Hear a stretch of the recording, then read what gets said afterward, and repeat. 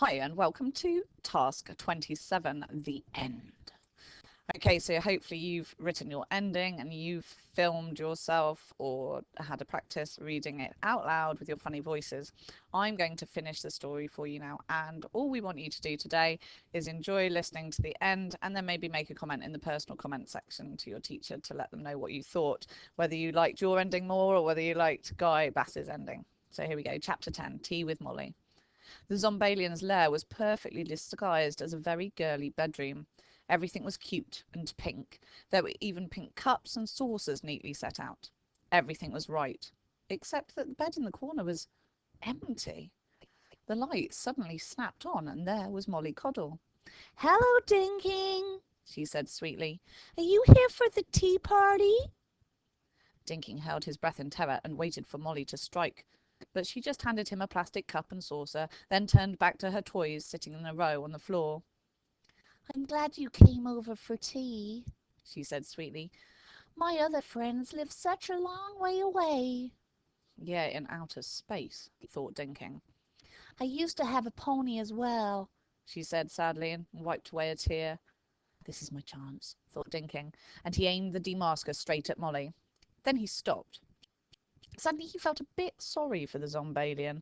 What if he was wrong? What if Molly really was just an ordinary girl who was just a bit sad and lonely? Dinking started to feel guilty. He wondered why he had ever thought that Molly was a Zombalian. Feeling a bit silly, Dinking took the demasker off his head. Molly smiled at him. Shall we be friends? She asked. Dinking looked unsure. I suppose so. Yay, we'll be the bestest friends ever, Laughed Molly, clapping her hands together. Dinking suddenly felt a bit awkward and also a little bit pleased. He blushed. Molly grinned at him. Let's play something, She said, Hey, what about ponies? No, wait, I got a better idea. and Molly Coddle tore off her human disguise. Let's play some billions. That's the end of chapter 10. Gosh, that was a little bit exciting. Now, let's see, read on. Chapter 11, When Zombalians Attack. Dinking stared in horror at the Zombalian's gruesome grey skin, her red eyes and sharp yellow fangs. He took to his heels and ran for his life, with the Zombalian chasing after him. Mr. Coddle, Mrs. Coddle, wake up! Molly's a Zombalian! Dinking screamed as he flung himself into their bedroom. He stopped. The room stank like a bin of mouldy takeaways. Mr. and Mrs. Coddle sat up, bolt upright, their red eyes glowing in their grey, ghastly faces. Well, of course she's a Zombalian, Laughed Mrs. Coddle. She's our daughter. Dinking was utterly petrified. You're clever, Said Mr. Coddle. Nobody's ever seen through Molly's disguise before. Molly gave an ooze-filled growl. It's all the more reason to start with him. She snarled. Let's get on with it. As the Zombalians moved in on Dinking, he closed his eyes. Suddenly, a pair of tendrils grabbed Dinking, turning him ghostly, and pulled him down to the floor below. Dinking looked around in relief. There were the frightening things. All the Coddles are Zombalians, shouted Dinking. We've got to get out of here. But Princess Puppyface was still chewing on Edgar's arm. Give me back my arm, you pesky pup! Shrieked Edgar. Princess Puppyface snarled and shook off her doggy disguise.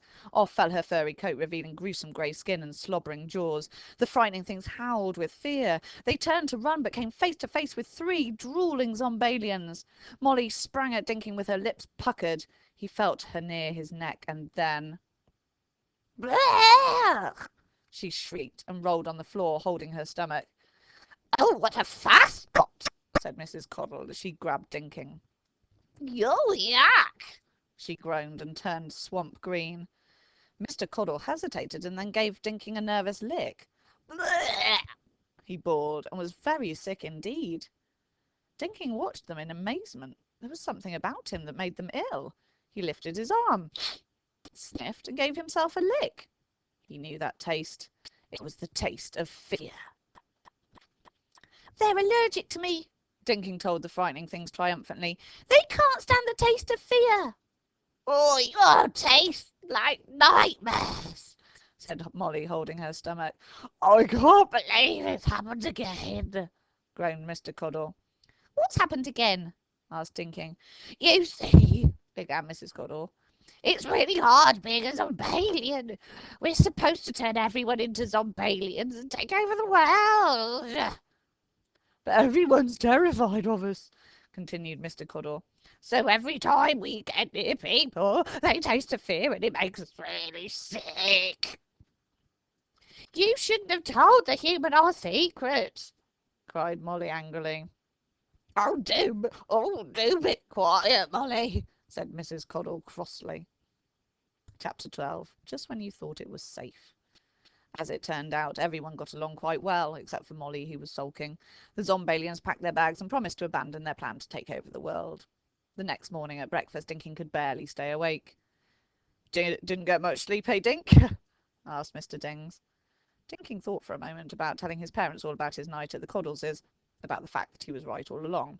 But in the end, he just shook his head and decided not to mention it. They probably wouldn't believe him anyway. Ding-dong! The doorbell. Dinking jumped a foot in the air with shock as his mum opened the door. There was a man, dressed as a postman. Hi, I'm the new postman, he said. Dinking gulped. He took one look at the man dressed as a postman and realized that he wasn't a postman at all. He was something much, much more terrifying. This was a job for the frightening things.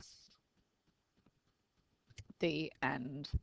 So that's the end of our story for this term. I hope you enjoyed it. Please do let us know what you thought in the comments section. Have a lovely half term. Bye.